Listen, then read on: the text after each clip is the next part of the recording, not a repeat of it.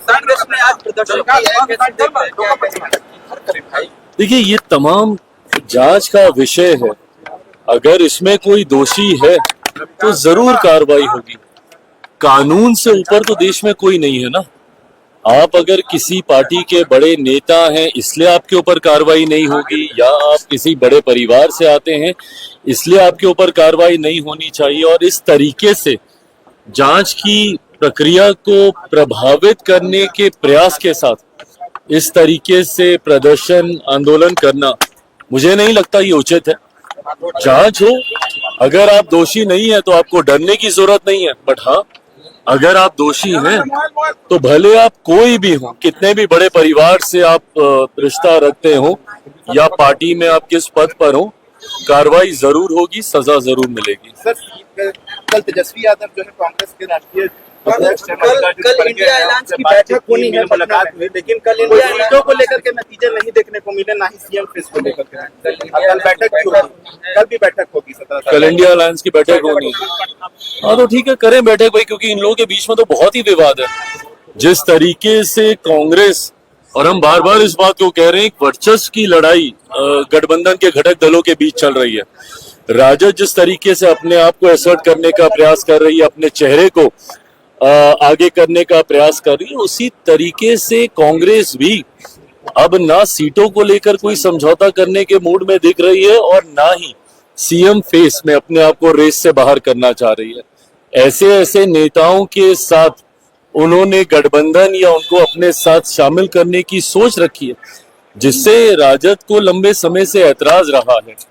जिस तरीके से पप्पू यादव जी भी इनके अधिवेशन में वहां पर गए, वहां पर बातचीत हुई, ये तमाम चीजें दर्शा रहा है कि कहीं ना कहीं सब कुछ ठीक तो नहीं है।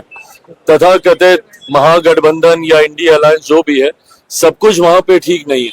तो ऐसे में कल अगर इनकी बैठक होगी, मुझे लगता है आपस के विवाद को ही ये लोग सुलझा ले, वही बहुत बड़ी बात होगी। But having said it all, मैं इस बात को कहता हूं कि कितनी भी मेहनत कर लें, कितना भी प्रयास कर लें, जिस तरीके से एनडीए अलायंस आज की तारीख में मजबूती से आगे बढ़ रहा, जिस तरीके से एकजुटता हम लोगों के गठबंधन के पांचों दलों के बीच में है, और ये अपने में एक स्ट्रॉन्ग विनिंग अलायंस है। जिस तरीके से हमारे देश के प्रधानमंत्री बार बार बिहार आने का वो काम कर रहे हैं, लोकसभा के दौरान किए गए अपने वादों को पूरा करने का काम कर रहे हैं। आदरणीय गृह मंत्री जी जब आते हैं उस वक्त हम लोग एनडीए के पांचों दल एक साथ बैठते हैं। तो जहां एक तरफ हमारी ताकत एक बड़ी जीत की ओर हम लोगों को अग्रसर कर रही है, तो वहीं दूसरी तरफ बिखरा हुआ विपक्ष स्वयं अपने आप को तबाह करेगा। ये आने वाले परिणामों में देखने को छोड़ दिया है, मुक्ति दिलाएंगे 25 में। क्या यादव ने कहा है कि एनडीए से मुक्ति दिलाएंगे बिहार को। ये ऐसी बड़ी बड़ी बातें ये लोग ना जाने कितने चुनाव से लोग कर रहे हैं। लोकसभा के चुनाव में हर बार ये लोग ऐसे ही बड़े बड़े दावे करते हैं। क्या हुआ, कितनी सीटें जीत पाए ये लोग, कितने पे लड़े थे और कितनी जीते, ये भी ये लोग देख लें। तो ऐसे में बातें करने से नहीं होगा। है क्या आपके पास जनता के बीच लेके जाने के लिए? 90 का वो दशक जहां पे अपराध और भ्रष्टाचार चरम सीमा पे था, क्या है आपकी बिहार को लेकर सोच? बताए ना। जिस दल के पास सोच नहीं, जिस गठबंधन के पास कोई विजन नहीं, बिहार को कैसे आप विकसित बनाएंगे? आप ही की वजह से बिहार आज बर्बादी की कगार पर आकर खड़ा हुआ है। ऐसे में जनता आपके ऊपर क्यों विश्वास करेगी? और जनता आपके ऊपर विश्वास नहीं करती, इसीलिए बार बार आपका गठबंधन राष्ट्रीय स्तर से लेके अलग अलग राज्यों में हार का उनको सामना करना पड़ता। आप बता दीजिए, महाराष्ट्र में किस तरीके से इन लोगों का गठबंधन हारा, हरियाणा में किस तरीके से, दिल्ली में जिस तरीके से इन लोगों की हार हुई। विपक्ष आज की तारीख में कम से कम जनता के बीच अपना विश्वास पूरी तरीके से खो चुका है।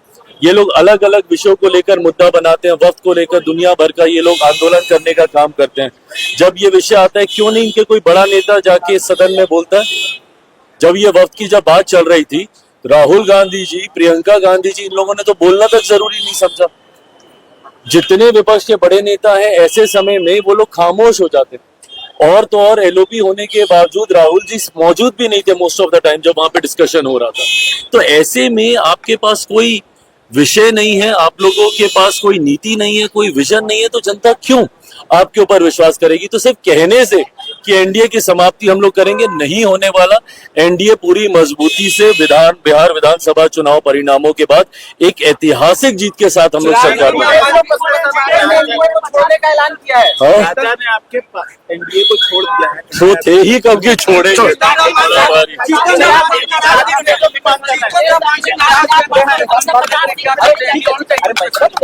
हाँ, भाई ये तो अभी कोई चर्चा का विषय ही नहीं है, ये कोई चर्चा का विषय मान जी 40 सीट मांग रहे हैं, सब कह रहे हैं कि हमको लोकसभा में अपनी बातें रखने का हक अधिकार हर किसी को है, पर ये सार्वजनिक मंच पे की जाने वाली चर्चाएं नहीं है। गठबंधन के भीतर चर्चा होगी जिसका जितना हक अधिकार सम्मान के साथ उनको दिया जाए। चिराग जी निशांत का आप ऐसे क्यों कर रहे हैं? चिराग जी निशांत का कहना है कि अमित शाह अंकल बोले हैं और प्रहलाद चौधरी बोले हैं कि नीतीश कुमार ही मुख्यमंत्री होंगे। हाँ, तो इसमें किसको डाउट है भाई?